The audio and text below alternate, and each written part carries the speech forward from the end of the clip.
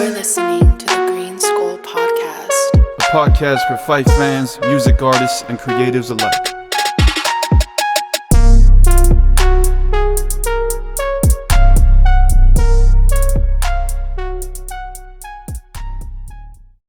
The GreenSkull podcast, second episode, actually at my house.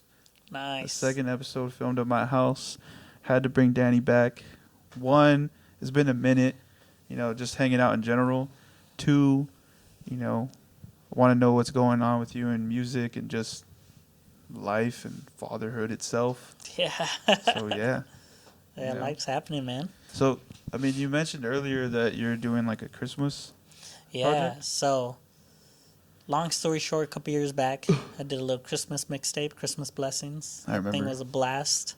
Had a whole narrator, everything my pops was kind of featured on it, and then kind of just made a whole story, a whole kind of narrative about this guy who gets so caught up, working and just grinding that he forgets to take the time to kind of just look around and enjoy the moment, which at the time was obviously Christmas, the holidays, spending time with the family and whatnot. So you go through the project, he's rapping, he's kind of pursuing his dreams. In the meanwhile, he gets caught up, completely misses Christmas, and then at the end of it, he has a nightmare of missing Christmas, and by he, it's like me in the story. Misses Christmas, realizes like, no, you know what, right now, there's a time and a place for everything, right? Right now, I love Christmas. I don't want to miss that. I want to spend time with my family. And yeah, there's that work-life balance, right? You've got to grind. You got to put the work in, but kind of try to get the best of both worlds. So this time around, it's an actual like EP, looking for like 6 songs. I think we're going to cut it down to about 6 songs. Same kind of feel, just kind of good vibes. I think I'm going to call it, it's not going to be Christmas Blessings 2. It's going to be Feeling Good Chronicles 3, which is a series I've been kind of putting together, and it's just gonna be like a holiday special. You could call it. So some good songs, some kind of lovey-dovey songs on there. It's Christmas, right? You want to have some good vibes, some mistletoe songs. Some I've got this song where it's kind of like a version of like I'll Be Home for Christmas and stuff like that. So just good times. I love Christmas. I enjoy it every year. Me, like when I'm working on my music, it's always like present in the moment kind of style. Whatever I'm doing now, whether it's fatherhood, whether it's balling, whether it's performing, whether it's Christmas, it's always like when I write about it, it's what's happening now in the moment. So like if you look at my discography, you're able to see like how I've grown from the first song I've made to kind of now where I'm at now in this time in life. Like we said, with fatherhood and family man and doing this and doing that, working.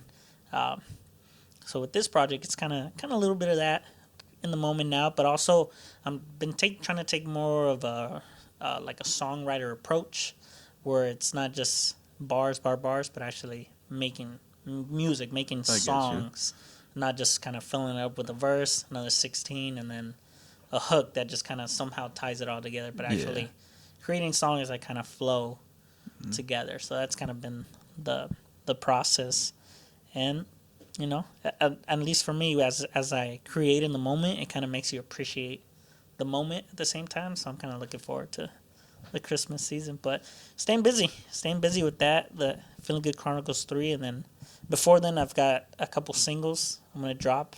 I've got this single with Tony Slums, my guy, called Hit Me Up, and then another one called One Take, a little freestyle. So kind of working on finalizing those, little promo. As you know, this day and age, you got to promo everything. We're leaving the days of just dropping stuff randomly by surprise. At least if you want some playback, right? Yeah. But got a couple singles that are coming, and just staying busy. The grind is a little different now that I've entered fatherhood. I love fatherhood, but it's just, you got to prioritize, my little baby, spending time at home, and then just getting in where I can with the music and stuff like that. So, doing good, staying busy. No, it life's happening. Sounds like it, just as a whole. Yeah. So you mentioned having a narrator. You gonna bring him back? We're gonna wait and see, man. I can't give it all away. Yeah, I like doing that stuff. It kind of adds a little niche. It does to the projects for sure. With Feeling Good Chronicles, are you gonna do what do you call it? Are you gonna do like you're gonna drop it on Christmas? Is I'm that gonna like what shoot. you're aiming for? No, I'm gonna shoot for like early December. I think I'm gonna shoot. I don't want to give a hard date. I'm gonna either say the 3rd or the 9th or that kind of Oh, early okay. Christmas, early December. That way, it kind of plays through the holiday. Because I feel like the Christmas blessings one, I dropped it like Christmas Eve or the day before Christmas Eve, and like the holiday season passed, and then I was like, all right, we're in January, New Year. Forget Christmas. We're past that. So Yeah, kind of dropped it a little bit before, so it's got some I time to get you. play. You know. So you also mentioned like song writing Mhm. and like producing an actual like composition. Like how you mentioned it. I like the way you explained it because, to be honest, a lot of people don't get the difference. Mm. Like a lot of people, like if you want to put it into simplest terms, like when you're just a rapper and an artist, Mhm. or just like an artist, or like I don't even know how to differentiate from artist or low artist because it's kind of hard to explain. But like if you're in the life, you'll get it Gotcha. because like you know what it takes to make a song, Yeah. but you don't. A lot of people don't know what it takes to make an actual like song, and there's a difference when I say song, Yeah. like how you said it. Like it's different from just, oh, let me just write some raps and then put a hook wherever. Mhm. Like this is actually like a planned out, maybe like a week in a time's work, Yeah. where like it needs to be perfect, and finally you got that like the finished product. Yeah. So It's difficult sometimes because I'm so used to, like, as you know, I like to drop music on it's promoted and stuff like that, but I love dropping, just make songs and drop them, make songs and drop them, make songs and drop them. So really taking the time this year to kind of step back and write and actually create complete songs, complete ideas. I think it's the main thing I'm kind of going for. Where it's like, yeah, I write a verse, and then there's a hook that goes with it, and maybe sometimes a hook goes first, and then I try to figure out a verse that and then you just kind of fill in bars Yeah. like here and there, and then you're like, oh, you're rapping about one thing, and then in the middle of it you're rapping about something else, and then just trying to fill it in, right? pretty much. Where this time it's I'm trying to write songs that kind of stay on topic, kind of just flow with the whole project, kind of thinking big picture. If I say this in this song, how's it gonna affect other songs and stuff like that? How are they all gonna flow? What's the tempos? What's the beat selection? Kind of really taking back and really processing and really thinking through the whole idea Yeah. of the songs instead of just which is nothing wrong with that. Nothing wrong with just piecing a song together really quick and being like, sometimes it's Yeah. fire. But sometimes you gotta go back and kind of refine it a couple times so you get to the final revision and then drop Then it. drop So that. drop that. Ultimately it just sounds like you're growing as an artist, because like a lot of dudes are still stuck Yeah. in that. Like a lot of them are like, yeah, this is fire, bro. Like they don't care. Mhm. At least like from, I mean, even from like the beginning, bro. When I helped you record your first song, a lot of the stuff that you have out to me it stands out because I feel like no one raps like that Gotcha. as much. I mean, listen to like stuff on the radio, Mhm. listen to what like people are bumping usually. Like a lot of the stuff that you talk about or topics or just ideas, no one's really doing it anymore. Gotcha. And I feel like a lot of people are falling off of like authenticity Gotcha. because everything's being like copied, Yeah. like trap, like drill trap, like it's all and styles make like who the artist is. Yeah. But I think that's kind of like what separates people, like how you separate yourself is like you're not just a rapper, like you're Danny, if that makes sense. Like you're the artist, like you that name, like your name, but like to other people it's just the artist name Danny. And then I'm pretty sure like when they're fans of you and they know your music, it's like a spider web down to what you stand for and like what you're about, because it's not just, and honestly, I mean, I know you, so it's like it reflects your personality. So like you can only be you, right? How can you not be a better you or whatever, however people say it? But you get what I'm saying. Like when people try to fake who they are, but obviously like I know who you are. So like when I hear the music, I know like, okay, this actually like means something, Yeah.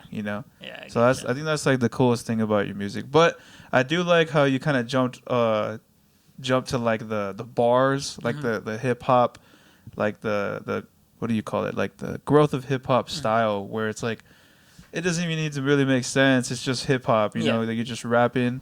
Like I forgot what the song is called. Ain't nothing wrong with just laying down some bars. Yeah, I mean my favorite one so far. I mean there's plenty like Gas It. I forgot which one is the one with the Lambo. Yeah, buddy. Yeah, buddy. Okay, yeah, that was hard. Yeah, that's my jam right there. For anyone who doesn't know, look up Yeah, Buddy. Danny, freaking. It's funny because you actually had a Lambo in the video, and then you were actually working on it in the video, like a toy Lambo. So that's kind of like that. It was cool, bro. Yeah. That was like super cool. I like to be funny. I like And then kicking you're, like, back, under joking the hood, around, like, so cool. having a blast. That's kind of like my thing, especially with all my friends. Like I love to be laughing around and hanging around. So when we think of these ideas, we think of like, oh, what would be funny or what would be cool, you know? And it's like we didn't know if we were gonna get the real Lambo, so it was like, yeah, well, what if we just had a little toy Lambo, right? And we just kind of showcase that, yeah, we're balling, we got a Lambo and stuff like that. You know, people are always bragging about that.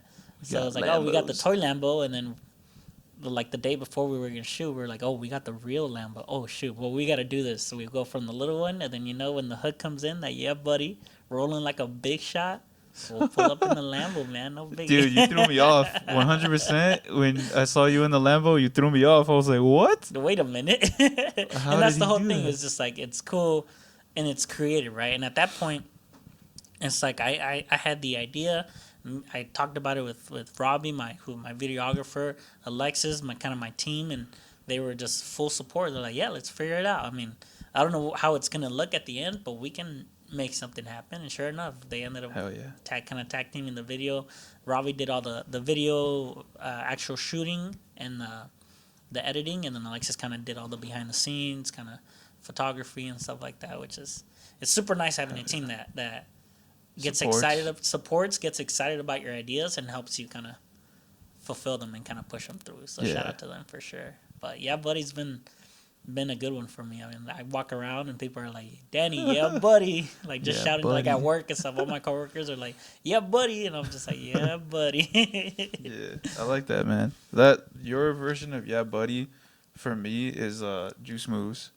At my work, everyone's like, I got the juice. Yeah, I love that they walk by me. I've been playing it all week, man. Hell yeah. Actually, since I forgot to give you one of these. Oh, let's so I'll give it to you right now, Doug. I'll give you a couple. Easy money. Is there Bet. Boom. Juice Move stickers, man. Let's go. I like it, man. Yeah, I saw you post it up, and I was like, oh, what's this? Hell yeah. Natural selection. This is sick, man. Thank you. I like how I designed it. If you read the bottom and everything. Natural selection, 32 fluent ounce, 1 quart. Natural selection, record, juice moves, orange juice. Let's go, man. Juice moves. Yeah, I've been playing that song. I was listening to it today too. I got the juice. Hell yeah. That's my next music video for sure. Yeah? Yeah. Sick. It's my most played song in the last, well, actually, since I dropped it. Really? Yeah, it's the most played song. I'm like surprised too. I'm like, damn. No, I mean, I like the bounce. It's just something about that, It's catchy. Just catchy and just kind of let it bounce and just let it hit and just be like, I do got the juice. You So you got to remind people, which is, it goes back to that growth of hip hop, right? Sometimes you just want to lay down some bars. Sometimes it's all about just a song writing, which there's a time and place for everything, right? But like, I also have this series that I'm doing of it's called Freestyles. The Freestyles kind of tapes. Yeah. And we did one, and we've done a second one. I think we might do a third one after here, maybe towards the spring. But that one is just kind of more free, just fun, just do your thing. Throw on some boom bap, throw on some hard beats, and just kind of see where the beat takes you. Yep. So with Feeling Good Chronicles, are you producing it, or do you have like outsourced? Here and there, outsourced. A couple. I've been kind of delving into producing. Because I do remember the last time you were making beats, right? Yeah, trying my best, man. I mean, leasing beats sometimes gets a little expensive, so sometimes you got to do it yourself, right? I mean, you know Trust that. Me. You produce all your own stuff, so it's like sometimes it's like when I'm producing, I find a beat and I'm just like, yo, this is the one, so you got to jump on it. So I've been producing a lot more. got a nice little beat tag, which is cool. So you can tell the difference. The Blessed, right? Bless is like kind of like my MC one, and then I had my I don't know what I did. I think I sent like my wife like a cover or something like that, and she sent me back like an audio message on iPhone, like a voice memo, and she said I really like that, and I said, oh, I'm gonna take that and I'm gonna sample that, and she laughed like, oh yeah, okay, whatever, right, through text. So then I saved the file, sent it to myself. I kind of like pitched it down, Put it reverb, together. all that stuff. So now you'll hear whenever I produce, you'll hear the beat tag that goes, I really like that, really like that, really like Ooh, that. So that's hard. some simple stuff, So I mean, besides explaining it right now, I haven't told anybody that that's like the beat tag that's me. But like cool. I hear it and I'm just like, yeah, I did that. Like, that's me, bro. So yeah, I've been producing a lot more, trying to kind of make it the full package deal where not only am I producing, writing, but sometimes it's a lot of work. So it's like sometimes just finding a beat that kind of goes with it a little bit easier. Sometimes you just want to be the writer, right? Sometimes you just want to be the MC.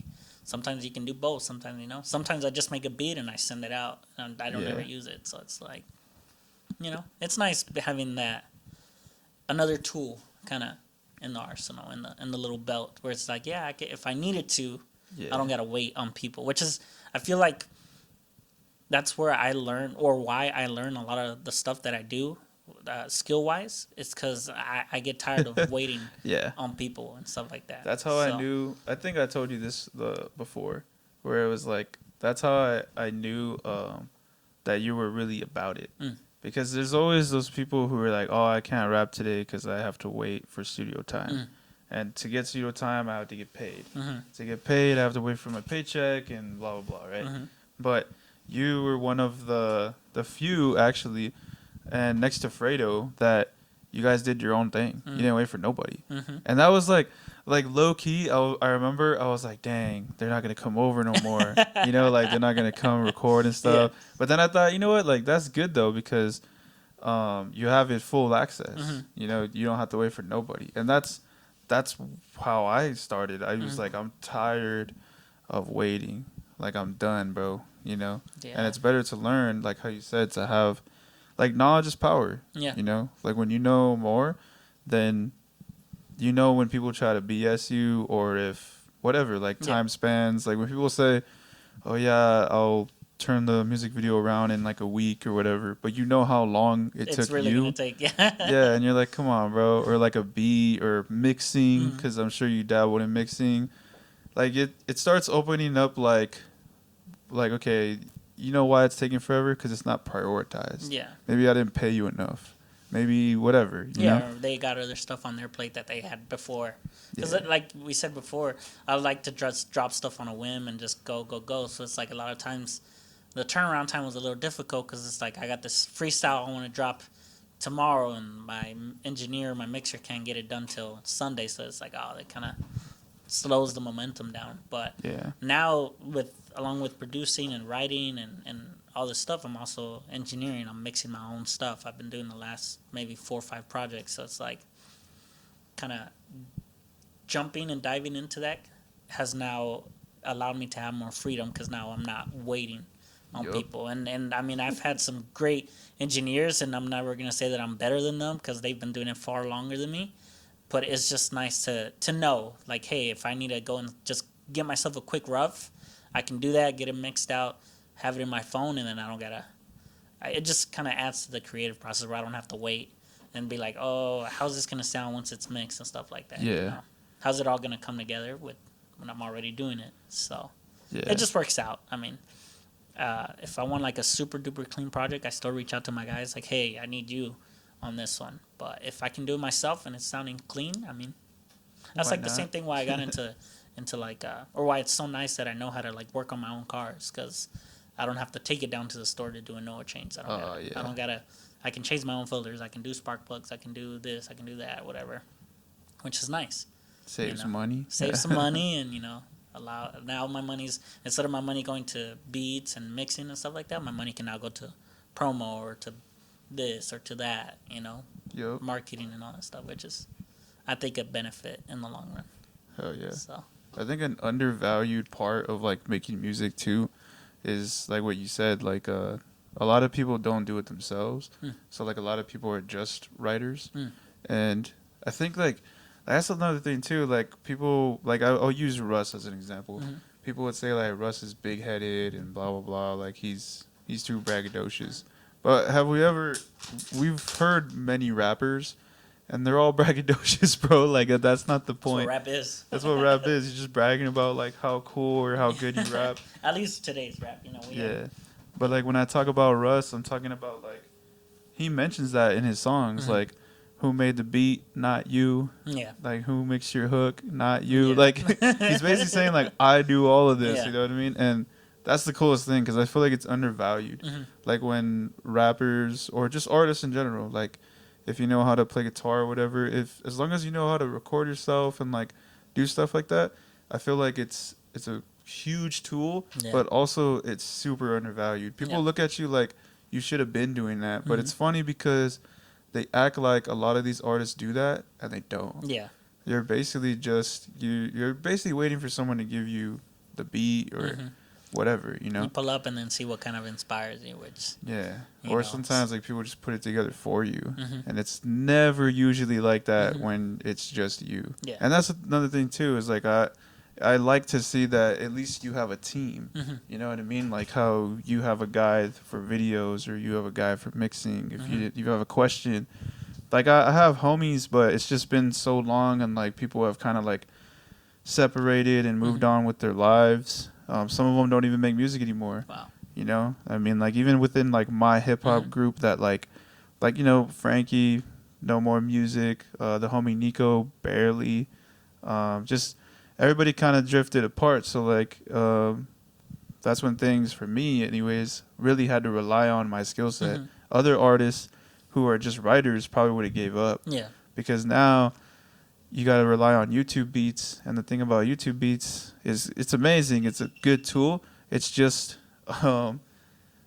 everyone's on the same beats. Like if you put like any YouTube beat, I'm pretty sure when you post onto YouTube or whatever, there will be like some sort of copyright flag. Yeah, like somebody has the beat, and it's always like you listen to the song and you're like, wow, my song is way better. And it's no shade, but it's just like it's just facts. There was like this like spree on Instagram where it was like for like a good week they were just flagging a bunch of stuff, and me and Tony were actually talking about it. He's like, hey, is your stuff getting flagged? I was like, yeah, man, I don't know why. And then it'll actually tell you like, hey, this has copyright infringement, and this is the bottom. At the bottom it would say like the name of the song. So it's like you copy it, look it up in YouTube, and you're just like, come on, man. Like not trying to brag, but it's like I put time. I'm really about this. You talk about Instagram, huh? Yeah. Okay, yeah. I've had that a couple times. Like one time, I went live and I played my music. I legit played these chords. I played these chords and I played the drums. And it said it was copyrighted. I was like, wait. How can I copyright myself? I know. I'm like, are you saying I'm famous? Like, how's this work? How is all of a sudden, like, I don't know. I feel like that's their way of just kind of not messing with you, but like covering themselves. Yeah. I feel like that's what it is. The liability and all that because they probably don't know. Maybe if they don't know, we'll flag them anyways. Yeah, just in case. Yeah. Just in case. But I mean, yeah, I feel like that part of music is kind of undervalued, which is cool that you still do it. And I'm actually surprised, like, consistently. I mean, to be honest, my ear hasn't been too much to, like, the music scene as a whole. Really just, like, from Coachella Angels show. That's pretty much, like, the most I've heard from people. But to be honest, a lot of those songs are not new. And, like, I haven't really heard much, you know? I don't even know if you've dropped anything new as of late. You know, no, I think Fredo dropped the Red Tape. He's staying busy. That's my guy. He's always staying busy. But as like far as like the other like the local scene, I really haven't heard nothing, bro. To be totally honest, like I dropped 11 songs in the beginning of the year, and surprisingly, I did the Russ method where it's like one song a week. And it actually worked out pretty good. Like the algorithm. Now I'm starting to just think like it's really just the algorithm and good music. That's it. It doesn't really take much else. Yeah. Because it changed everything. Like I was getting plays from other countries. instantly. And I feel like it was just because it was consistent. Yeah. Plus, like on Instagram being consistent, I think it's just one of those like keep using me type of things. I don't know. You'll kind of reap the Or benefits. pay for it, pay for the promo. Yeah. But yeah.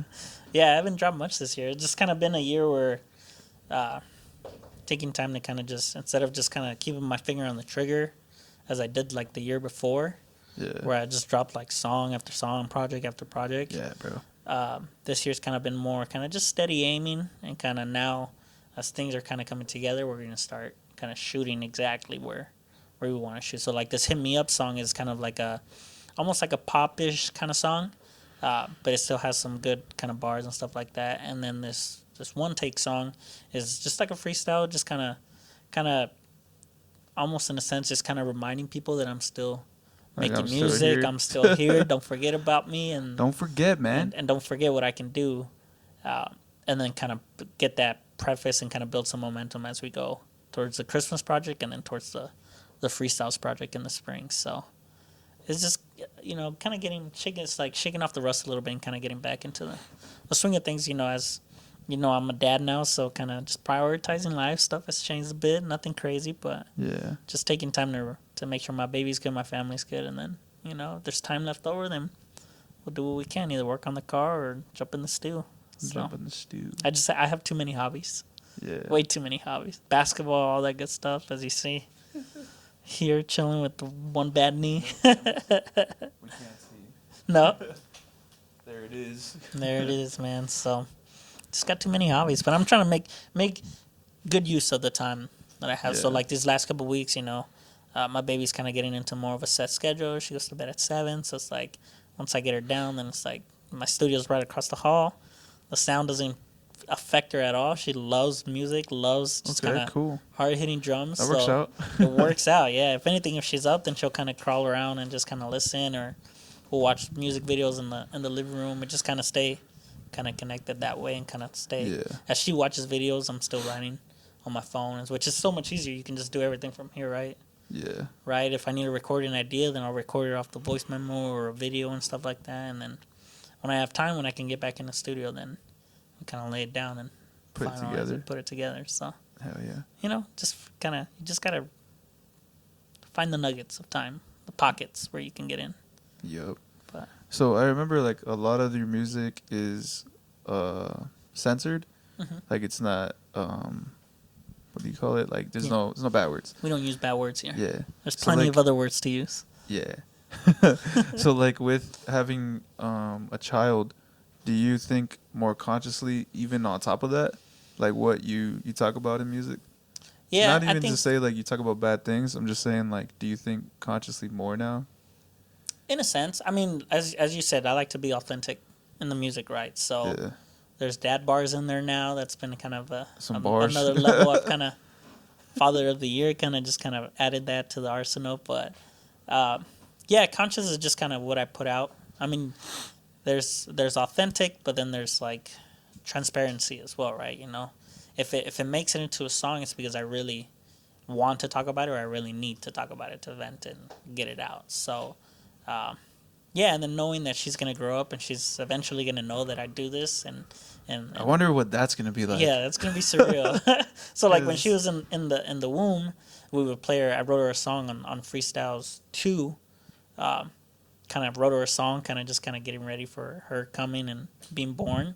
Bro. And we would play it for her while she was in the womb, and she would like kind of kick and stuff like that. And I'm not saying it's a song that would make her kick, but as a baby feels the vibration of the music and stuff, that she'll kick and stuff. Now, fast forward, she's here. She loves music. I'll play her my songs, and she's just a happy baby, which is super cool. So it's cool to be able to be like, yeah, you're 10 months old today, and I can play you these songs, and then maybe fast forward in 5 years, play them for you again, and be like, hey, this is what I was making when you were only 10 months old, which is surreal. It's exciting to kind of look down the tunnel here and be like, man, I can't wait for that moment. So I think it's gonna be cool for sure. Like because I mean, babies nowadays, bro, they're super advanced. Yeah. Like they start talking at 1, like easy, and I feel like comprehension will come very quickly these days. So like, it's gonna be cool. Like the day that you're like, oh, this is dad, Mhm. and she's listening to it, like, yo, that's gonna be crazy. Yeah, I think for me, I might be a little like, oh shit, like, because like my music's a little different. yeah, just a little.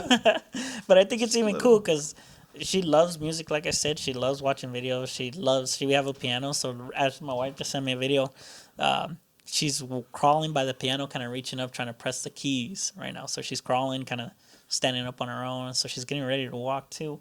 But it'll be cool, like if she enjoys music, even when she's kind of at an older stage, kind of passing the baton to her and kind of letting her run with it. Right? I've got Yeah. all this equipment already. Why not have her start Yeah. fiddling around with maybe beat making, fiddling around with maybe writing, fiddling around with maybe playing instruments, and See, that would be seeing what wild. she can come up with. You know? I think what's gonna be over the top is when she starts talking. Yeah. That's gonna be crazy. I'm excited for that. It's nerve wracking because I'm just like, oh, what's she gonna say? But I know. I it's- wonder like what like I don't know. I've had dreams and they're reoccurring, Mm-hmm. so I feel like it's gonna happen. I feel like I'm gonna have a daughter. Mhm. I feel like I'm gonna have at least two. Same. I want a boy, for sure. But I'm all right. either or, I'll be happy. It's just I've had these reoccurring dreams where I have a kid and it's always a girl, Mhm. and but the thing is I never hear her voice. So I want to know like one day What's she gonna sound like? what's she gonna sound like? You know what I mean? Like that's gonna be weird. Yeah, That's gonna be really it's weird. trippy because I mean they're obviously born and they just coo and they just do little sounds, but then hearing her laugh for the first time is surreal. It's just like, oh shoot, she just laughed. Like that's her laugh, right? Yeah, that's crazy. And then now she's getting to the point where she's trying to communicate, but she doesn't know words, so she'll just like dad, dad, dad, ma, ma, ma, or she'll yell. She'll just be like or whatever. So I get kind you. of seeing that personality, just kind of, I'm excited to see how that's gonna transfer into actually speaking and actually communicating with actual words. Because she's a very outgoing baby, happy, joyful baby, which is super cool. Ball of, she's the life of the party, and she knows she's cute and she knows she's got everybody's attention. So she like parades it, right? She's like, Okay. look at me, kind of thing. So I get you. it's funny, and I'm just like, I'm a kickback dude. I'm just like, cool, I'll hang out Yeah. in the corner, no problem, right? So to see her being like that, it's gonna be exciting because then it's like when she's older, I know she's gonna want me to go places with her, go do stuff with her, which is, I'm excited. see, I that's mean, gonna be cool, excited too. is the only word I can think of right now. I'm excited. I'm looking forward to seeing how she goes up. She's 10 months. It's already flying by. October she turns 1, so That's absolutely flying by. crazy. Sheesh. So who knows, Does, man? what's like what's your guys' plan with her? Like bilingual? Yeah. Yeah. Yeah, for Okay, sure. cool. Yeah, do that. My mom speaks Spanish. Her grandma speaks Spanish. Her grandpa speaks Spanish. I speak Spanish very fluently. So Cool. it's funny when she was like a couple months old and we would talk to her. She responded more to Spanish than English. And obviously she's gonna learn English in school Yeah. or whatever. My wife teaches her words. My wife's actually teaching her sign language too. On top of that, so she's gonna be repping her gang signs and whatnot. But yeah, Spanish. We were kind of emphasizing that, talking to her in Spanish. Bro, honestly, her being bilingual, that's good. Yeah, I'm excited for that too. Way good. And it's funny, at least in my case, I've kind of noticed that people act two different ways when they speak Spanish and when they speak English. So in English, I'm kind of more, I guess, reserved and kind of mindful of the words that I use and just kind of methodical in that sense. I choose my words carefully, but in Spanish, it's just kind of, it almost feels like a song where it just kind of flows out. So in Spanish, I'm actually a little bit more outgoing and kind of more talkative, more expressive in Spanish. So the way like it comes out. It comes out. So it's like if I'm at work and stuff like that, and some of the guys that on the field, I'm talking to them in Spanish and stuff like that, it feels like we're just kind of vibing back and forth. Where I'll go to another job site and it's only people speaking English. It's kind of slower pace and kind of just observing and kind of picking up on what they're saying to kind of think about what I want to say. So Yeah.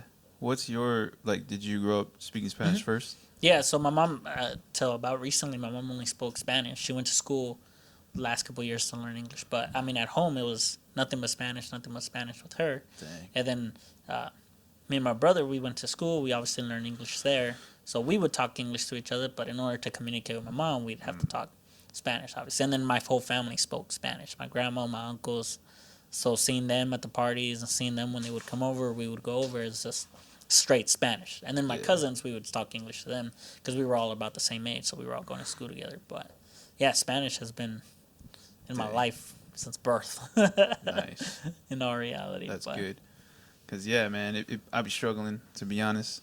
Like, even when I was doing that, like, just, I'm going to speak Spanish today, I feel like, I don't know, maybe I'm wrong. Maybe I'm wrong. But I feel like English is the easiest thing to learn. Yeah. But, yeah, I kind of feel like English is easy. At least that's what it feels like. Yeah. Once you kind of pick up the pace and kind of figure out how it's kind of structured, then it's like, all right, yeah. My mom's been, like I said, going to school she went to school for a couple semesters at COD. And now she gets nervous speaking it because, I mean, you know, you always get a little shy. But I've heard her speaking. I'm just like, yo, my mom's speaking English. Like, Is that weird? It trips me out a bit. Like, where I'll say something to her in English and she'll respond back to me. And I'm just like, wait a minute. Yeah. But it's a trip, but it's cool, you know. When I first heard Spanish, I was like, yo, are they a different species? Like when I was younger, you know, I just didn't get it. I seriously didn't get it. Like, I was like, what is that? Like, this dude is saying something and this other dude is responding. Like, it was just weird. Yeah, then Spanish can be so kind of fast-paced, so sometimes... Hella fast. Sometimes, I mean, like you said, there's multiple words for different things. So somebody will say something and it's just like, wait. Say that one more time? Like, what did you just say? Because I haven't heard that one before. So. And I guess apparently there's, like, 2 types of Spanish from what people have told me. Like, so right now... At work, I'm a lead for like a team, right? Everyone on the team speaks Spanish except for one. So me and her were the only ones, the no sabo kids. But they're teaching us, right? So like I said, I was talking to all of them in Spanish, but they told me that there's 2 types of Spanish. There's American Spanish here, and then there's Spanish in Mexico. And they said that over there, it's a whole different like. It's still the same, but it's different. That's what they were explaining to me. Yeah, I guess the only way I could kind of think about it is just it's probably more proper in Spanish in Mexico, where we use a lot more slang here because that's just the culture and stuff like that. But like when me and my wife went to France for our honeymoon, there was a lot of Spaniard people that would work in France, like on the Ubers and stuff like that, kind of the tourist scene. So we were speaking Spanish to them, but even when I would speak Spanish to them, they'd be like, no, where are you from? Because that Spanish is a little different. So I'd be like, oh, I'm from Southern California, but my parents are from Mexico and stuff like that. And they're like, oh, okay. Like, we could tell by the way you kind of speak it. It's a different kind of Spanish. And I was just like, huh, interesting. That he would be able to, like, pick up on that from just saying, like, hey, buenos dias, ¿cómo estás? And stuff like that. So it's interesting. That's crazy. It's the world, man. Even then, when you talk about languages and stuff like that, you got to take into account people's upbringing, how their personalities and stuff like that. So, I mean, I've met kind of quiet, reserved Spanish speakers, and I met just like that, loud Spanish speakers, where it just kind of all plays into it. So. Damn. And actually, have you ever dabbled into Spanish music? Not necessarily, not like full dive. I've kind of got my feet wet. Kind of a couple Spanish bars here and there. I love Spanish music. I love banda. I love listening to all that stuff. My wife's parents are big on it, so whenever we go over and we play music and stuff like that, or we want to dance and stuff like that, they'll put on music, and it's just like, oh, I remember growing up listening to this, or I remember growing up listening to Pepe Aguilar or Vicente Fernandez and stuff like that. So it's cool. I love it when people share parts of their life, and I love it even more when it involves music. So it'd be like, hey, especially some of my favorite songs are songs that people have shown or shared with me. Like, hey, you should check out this artist because this song reminded me. I think you would like it or whatever. Yeah. And it's like, oh, cool, and I'll check it out. And it's just like, oh, you know, I really like this song. So seeing that and experiencing those kind of moments, I think gives me a greater appreciation for music. And really trying to understand it and analyze it too. Like when people send me songs and I'm listening to the words, I'm listening to the beats, I'm listening to how the drums are layered, I'm listening now to the chords that are being played through it and kind of trying to figure it out. Like, oh, what are they actually playing? And the arrangements, how it goes into the bridges. Like now it's been more like analytical when I listen to music, which sometimes it's a blessing and a curse because sometimes Yeah. it's I was like gonna you're too say- analytical and you're just like you Yeah. forget that it's music and it's supposed to be just appreciated and heard, right? It's art. Yeah. But I think by analyzing it, it helps me grow as an artist and helps me grow in the way that I arrange songs and songwriting, putting it all together. But Yeah. it also gives me an appreciation because the flip side of that is when I hear an artist, the way they kind of wrote a melody or the kind of the arrangement of the chords, it's like, wow, how did they get that off? Well, what came to their brain as they were piecing this all together that made them go from a C to a G to a B minor seventh or whatever, It's just it's nerd talk, but Yeah. I enjoy it. I was like gonna it. say, like, for sure, like, if you make music, you know what we're talking Mm-hmm. about, 100%. Like, it's hard not to listen to music and not dissect it. Mm-hmm. It's a hard one because Yeah. like once you're in the life and like this is what you like, and you want to get better, it just happens. It's the only way to do It's it. kind of hard sometimes. Like in the beginning, it was hard for me to enjoy music after that Mm-hmm. because now I'm just like overly pulling it apart. Yeah. But I mean, now like it's been so long, you learn to just enjoy it Yeah. even when you're. I think that's where I'm thinking at now, about where it. it's like the first couple listens, I'll enjoy it, and then as I go to work on stuff, and I'm kind of want to kind of add that to my arsenal, especially with like cadences and flows and stuff like that. It's nice to be able to see how somebody did it before you, and you can kind of mimic it, but also kind of adapt Yeah. it to your style. Where it's like, oh yeah, I struggle sometimes with like the melodic rap. So seeing how these artists are doing it, seeing how Fredo does it, seeing how you've done it before, kind of helps me kind of take it and kind of adapt it and put it into my own style. It won't be exactly the same, but at least now I'm able to kind of. And I'm a big like doer. Like, I have to do it in order to learn it. Oh So yeah. if it's like changing oil, it's like I gotta get my Hands-on? hands dirty, hands on, in order to learn it. So Dang. watching and analyzing people and then taking that and trying it is where I see the most growth. Where it's like, whether it's like watching a YouTube video on how to mix or whatever. This guy's using this EQ and this guy's trying to do something, whatever, cut these frequencies, add to this or whatever. So try it, seeing how it works for mine, and then kind of going from there. The biggest thing that sells is confidence. And if you're not confident, people can tell, and then it comes off 100%. across very, very differently. Yeah. If you don't have that confidence coming behind. And I've done that. I've recorded songs where I've kind of just, maybe I wasn't sure about the bar and stuff like that, and then I've kind of finished the verse and gone back maybe like a week later and done it again, but with like full confidence, and it's just come out completely different and completely Way better. way better. Way better, because then it's like you believe it, right? Yeah. And believe might be for lack of a better word, it's like you just weren't sure of it. You weren't ready to kind of get it, the full Yeah. thought across. So then once you've sat with it, once you've kind of reiterated it and kind of gone over it a couple times, and it's like, oh no, yeah, that actually fits. Let me double down on that. Yeah. So at least in my case. I also feel like too when people record, sometimes they get lazy. Like they'll record it, and even though it's probably not your best take, you're like, Leave it. it's good, and then you come back and you're like, damn, it's not Yeah. good. Yeah. And then you kind of convince yourself, okay, we gotta redo this, bro. Like, Yeah. you know, Yeah, like I go back to some of my songs and I'm like, why didn't I just redo that? Do Yeah.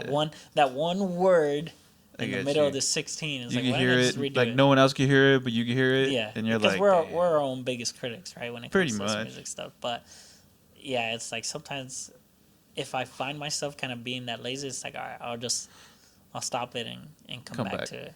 Yeah. And even sometimes it's like I've written songs and maybe the beat that I selected that day wasn't the right one for it. So I'll kind of pocket the verse and kind of pocket the idea, and then later try it over another beat and see how that works. Maybe it works out, maybe it doesn't. Try it over another beat till it feels right. With music, you want it to feel right. So you just gotta trust your gut and then go from there. Yeah. So like, how do you pick your beats? Just what I like. If it Like, do you go for a vibe? or just whatever I usually hits? have the idea and then try to find the beat that fits best with the idea. Unless I'm producing, then it goes with just kind of what kind of sparks like an emotion in me. I get you. So like if I'm looking for a freestyle beat, then I kind of just I have like a couple lines in my head, and as the beat plays, I'll kind of mumble them over them, and seem like you know, maybe this isn't it. But then sometimes I'll find a beat, and it's just like, oh, bet, and I've got those 4 lines, and that's where I start, and then it just goes. You know, Just like takes when off. inspiration hits, it's a tricky thing to explain. It's just like it just feels like It really like is. breathing, right? It's just natural. It just Yeah. comes out, and it's When not when forced. inspiration hits, bro, by the time you know it, the song's done, Mm-hmm. and that's like the best feeling, honestly. Yeah. Like when you usually turn into, like speaking for myself, sometimes a 2-hour session, nothing ever comes out of it. Mm-hmm. But then once you get inspired, literally like that 2-hour session turned into 30 minutes, and now you still have an extra hour and 30 to do more. Whatever you want. Yeah. Yeah, and it's crazy because like I wonder where that comes from. Like, why does it seem that at some points of your, maybe it's just like the repetitiveness of it, Mhm. and like it just comes and goes. But Mhm. what dictates, like, okay, now's Yeah. the time. You know, that's what I wonder. Like, how do you just stay inspired? Yeah. That's what I want to know. I think I heard this interview that J. Cole did, and he was talking about inspiration. He was talking about saying, if we wait for inspiration, you know, we're gonna be waiting all Forever. day for those 30 minutes, right? 24 hours, and we're gonna wait for 30 minutes to feel inspired and then go from there. But I think as you work it out, as you kind of stay consistent and you stay in the gym, right? Yeah, You keep working out. When it's time to go pick up that weight, it just kind of just come comes. natural, and you become, even at that point, like last year when I was dropping all those songs and stuff like that, it just felt like second nature. I'd go in, write about 2-3 songs in 3 hours maybe, and then it's like, all right, on to the next one. Yeah, on to because the I next mean, one, honestly, on to the man, next like one. you were dropping song after song after song. I think I it ended remember- up being like 72 in a year or something like that. 72 songs, bro. Yeah, maybe like a little year and a couple months, 72 songs. And that's just singles and projects put all together. So That's crazy. mixtapes, collab tapes that I did with Fredo and stuff like that. Just See, that's crazy. But still, like, I think it's a good thing because, like, how you said it earlier is like you're in the gym. Mhm. You know, I mean, a lot of people put like a bunch of songs together and like to them it's not good enough, so they don't post it. Mhm. But I mean, it's good to post like your come up. Mhm. At least like people could go back and be like, wow, this song was mixed terribly, yeah. but it was around the time when he first started, so Mhm.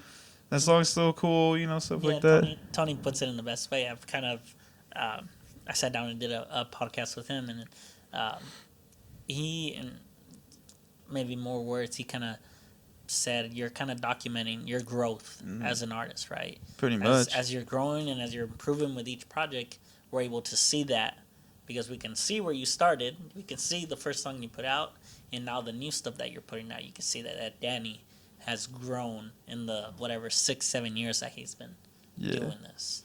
I think your So- voice even changed Yeah, a little it's bit. got manlier. Yeah, it's different for sure. Because I remember from the first time recording you to about I think Valley Flows 2 or 3, your voice did sound a little different. Yeah, I mean that's where you find as an artist, you find your identity, right? You Yeah. find out A lot how of you people want it haven't to found it sound. yet. Yeah, a lot of people bounce back and forth trying to figure it out, but you find your identity, you find the sound that you like, the sound that best represents you, and then you kind of grow it or just kind of keep shooting at it, you know? Yeah. You get comfortable with that, so. And that took a while, you know, finding that. And even that, finding that confidence where it's like, yeah, you know, this is my music, this is who I am, and these are my songs. These are the ideas that I have, and I stand on these ideas. I stand on these things that I'm saying, which is big. Like we said, that confidence. Yeah. It's huge in what it does to music. It really you're- does. It changes everything. Like what I said before is like that's why I feel like you stand out. Because a lot of dudes, like, not going to go into names, but I know artists that, you know, they say certain things on songs, but They're not living it out. you work at Walmart, bro. Like, you know what I mean? Like stuff Yeah. like that. And that's the thing is like, because I always told people, like, I think I even told you when I first met you, like, when you get in the booth, it was around your first song. Like, when you get in the booth, say it like you mean it. Because if you don't, no one's going to take you serious. Like, if you don't believe in it, how are they going to believe in it, you know? Exactly. So, like, say it like the way it's supposed to be said. And some people don't really understand what I mean by that, but, you know, if you get it, you get it. You just you gotta believe it yourself, too, you know? Because a lot of people say it, but see, here's the thing that's kind of messed up is that some people say it like they believe it, and other people believe them, but then it's not true. Yeah. You know? But I feel like those are easier to point out. Yeah. You know? Here in and there. totals. Yeah. Here Sometimes. But that's why I enjoy kind of the niche that I have, where it's like it's authentic, it's who I am, it's at my own pace, it's on my own schedule, and I have the freedom to drop whenever I want, however I want, and you know, I enjoy the ideas that I put together. Like, I listen back, and this isn't to sound cocky, but I listen back and I'm like, yeah, I put together a Christmas mixtape with the narrator, with the whole story behind it. I put together these Blessed Life series of albums. I put together these freestyles, these Feeling Good Chronicles. Bro. I've put together all this, and I can look back at the discography and be like, yeah, that was every single word that I said in these songs is me, and every single idea that I've had is me, and I've kind of, with the help of a team, put it out into fruition, kind of created it and packaged it and put it out, which has been cool. You know what's crazy is, like, a lot of these dudes that are, like, I guess people, you know, whatever you call success and fame, however you want to measure it, a lot of these dudes that I see on the come up, they don't have much songs. Like, they really don't have, like, I feel like a catalog gives you substance, you know? Definitely. And a lot of these guys, they don't have, even girls, they don't have a lot of songs. Like, they kind of just jump off of what I assume is, like, what's an approval of maybe someone else, because it just doesn't seem like, it seems like all their upcoming stuff, they didn't want anybody to hear it, or they didn't want anybody to know about it. So, like, it's just not known, you know? But I feel like when you have more than one song, obviously it tells more of a story. But if you really think about it, bro, like, your discography, like, you could literally say that. You have a discography already, bro. There's literally albums, and like there was a point where you were on your grind, bro. Like, literal grind. Nobody was that consistent, not even me. And I've been doing it for a minute already. You know what I mean? And I think that's kind of where it differentiates things, because, like, for me at least, like, I talked to you about me working on the third album. I don't know, like, I kind of stopped from, what stopped me the most was making beats, because truly, and if you know me, you already know this, but if you don't, then here it is. Truly, I'm not a fan of producing. Like, in myself, you know, I was forced into producing. That I've told people, like, my friends, many times, that I was not a producer first. I was forced into producing because no one wanted to give me beats. Like, producers didn't want to give me beats, and I couldn't afford to pay for the leases on YouTube. So I had to resort to making my own beats, you know? Did I, like, find love into it later? Definitely. Yeah. I love producing now, but it's not my number one thing. Yeah. Like, 100%, if you gave me a beat right now, I could probably write to that better than me making a beat and writing to it. Even though I have 3 albums already that I produced all myself, besides maybe like 2 songs, I can say it confidently that I'm a writer first. You know what I mean? It's just like the beat. For me, like, the beat has to be good. If the beat doesn't have a story before my lyrics and thoughts come out of it, it's scrap. Gotcha. You know what I'm saying? Like, if I'm making the beat and I can't hear anything, like, I can't hear what I might be saying or where the vibe's going or however, then the beat is a wash, and I wasted like 2 hours, bro. Yeah. And that's the thing that kind of bothered me, because once I got into beat making, I realized, like, okay, the beat sounds good, but it doesn't sound good because now you got to mix it. And if you don't mix it, or if you don't master it properly, it don't matter. Like, it's not going to sound good, you know? So the beat and stuff could bang. Like, it just opened up, like, all of that. So I think that's why for the third album for me, it's taking longer than it needed to, just Gotcha. because the second album came with ease because I didn't have a job. My all my time was put into music because of COVID. Because of COVID, I got Atreus out. Yeah. Like, it's funny because like I would tell people like, yeah, I was on my grind, bro. But like honestly, I just had so much time Yeah. because Corona and all that. So I had so much time to where like literally 20 songs was not even a Nothing. biggie because Yeah. I had all that time on my hands learning, and I still have it, like the mixing and everything. I still have all like the learning that I did from it. It's just now it's super time consuming, Yeah. especially when you have like your day job still and you're doing music on the side. Like I can't even imagine where you fit in music because you're a dad and you have a job. I assume it's full time. Yeah. And you know, you probably other hobbies. So it's like, how do you even fit something into that, and how do you use that time efficiently? Yeah. To where like, because not everything's fire. Like I tell Yep. people all the time, just because you and me made a song, doesn't mean it's coming out. Yeah. Because if it's not good, it's Why not put it coming out? out. Like we can make 20 songs and we don't like them, it's not coming out. Gotcha. It's always that song that if it's good, it's coming out. Yeah. You know what I mean? I think I've rarely told people to rewrite a verse. Have I ever asked you to rewrite a verse? I don't think you have. I think Okay. I've been there when you've asked other people Oh, to okay. rewrite the verse. Yeah, like, and bro, people take, man, people get butthurt. Yeah. But yeah, I've told a couple people, like, they're like, oh yeah, like, what do you think? And I was like, well, Here's my honestly, criticism. yeah, I was like, I always tell them first, remember, you asked me. Yeah. I'm not coming at you. I'm just being honest. This is my song, and I don't really like it.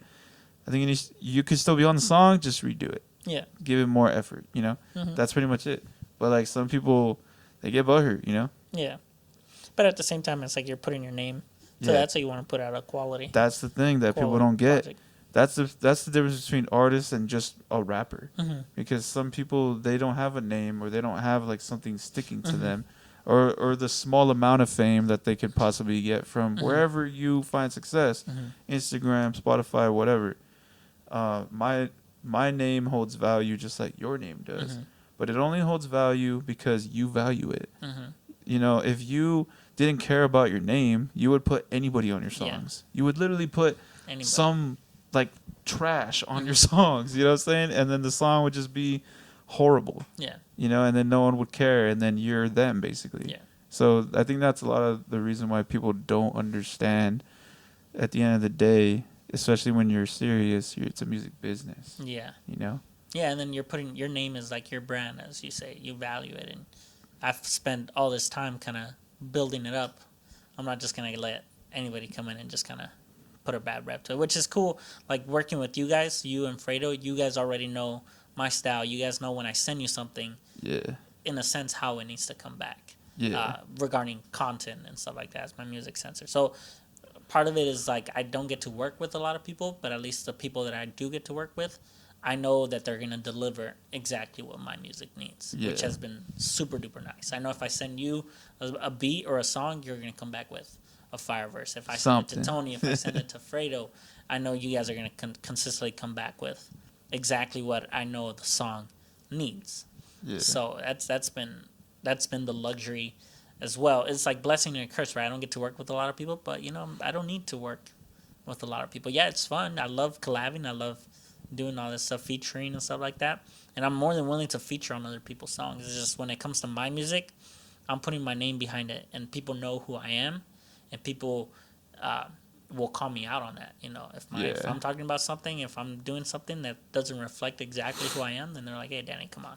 Yeah. What are you doing?" Like your inner circle, especially like see, like that's how you know you're a real one, because you worry about your circle putting you on check. Yeah. Because some people who don't care, they have yes men. They don't care. But when you say something like that, it just proves like I have people who hold me accountable. So in reality, I can't be fake. Yeah. You know what I'm saying? Because it'll disrupt my normal daily life. So it's people forget there's reality. Yeah, there's reality. There's you know? life happening. You know, it's not just all Instagram and the songs I put out. You know. Yeah, social media is not your life. Remember that. anyone who's watching this, it's not your life, bro. It's highlights of your life. Yeah. That's it. It's not real life. Yeah. Everyone knows that. I mean, maybe not everybody, but you know, kind of like TikTok. TikTok's not your life. Yeah, and even then, like taking kind of a step back from this year, just kind of focusing on music and stuff like that, and just kind of getting it in where I can, but prioritizing the baby and my work and career paths and all that stuff. I've kind of taken a step back from social media, besides sending the occasional meme and stuff like that. I get you. From posting and stuff like that, which actually has been nice because it feels like it's just like less pressure. Yeah. Right. Less. It's always a pressure to post It's almost something. addicting being on your phone. 100%. And kind of taking that time to just step back and not really worry about posting. Not really. Oh, I gotta keep, like you said, the algorithm going and stuff like that has been nice because now it's just kind of relieve the pressure, and now you're creating from a sense of just creating, just freedom, where it's not like, oh, maybe I should make a song like this. Maybe, hey, they reacted like this to Yeah Buddy, I need to make another Yeah Buddy, right? Where it's just like I'm going in, let's see what beat comes out, let's see what words come out, and we'll take it from there. Which at least in my case, I enjoy that, the kind of just creating from the moment. I kind of look at my music and my podcast as like a time capsule. These are my time capsules. These episodes that I have like reoccurring, like these are the time capsules. Like when we're old as hell one day, we're gonna look back and we're gonna be like, damn, bro, we did here that. We are. Like, yo, remember when you were 27 and you hurt your leg? Yeah, and, man. You know, we could go back to and memories of behind the scenes and everything, you know? Yeah, filming Valley Flows videos or recording in the documentation. studio. Yeah, that's been, and that's actually one of my favorite parts about doing this. It's like documenting it, and it's like I've made these songs that are now on Apple Music, that they're on Spotify, they're on YouTube, and it's like documented, like as even as tiny as it is, it's a part of history. It's a part of, you know, life, you know. And like we said, maybe someday my kids are gonna go back and these oldies songs, they're gonna be like, wow, my dad did that or whatever, you know. I think what's also crazy is like we're gonna be considered oldies one day, even though like we're not famous or whatever. If we do come to that point, or if we don't, we're still considered in that package. Yeah. Like when our kids have kids, this is oldies, and I wonder what oldies will be called. Yeah. Double oldies, maybe. Like vintage oldies, retro songs. Like if you think about all the artists like we grew up listening to, like bro, they're almost 40. Yeah, you know what I'm saying? Like one of my favorite rappers, Hobson. I think he's 36. Jeez, I think. Oh, I shouldn't even say that's old because I'm like about 8 years away from that. I mean, it's not old. I'm just saying like eventually they're gonna be 40. Yeah, and then 50, and then the 90s rappers are gonna pass, and like, you know, like stuff like that. Like in our lifetime, we're gonna see a lot of our influences just pass away. It's pretty crazy because then what happens? Like with this era, there's just so much audio.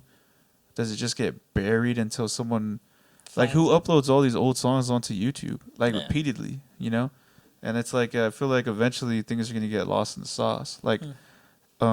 Like oldies, like what do you call it? Like oldies but goodies is gonna be a different name, different style, different everything. It's not gonna be like that low music anymore.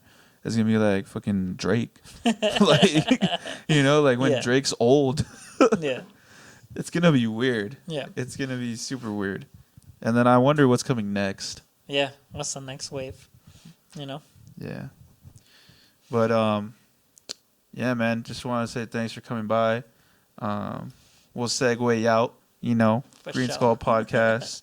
Shout out to homie Danny. Look forward to the Feeling Good Chronicles 3, right? Yes, sir. Nice. And we'll get back to it. Yes, sir. Oh, and a little teaser. All I'm going to say is VF5. That's it. There we go. Peace. You're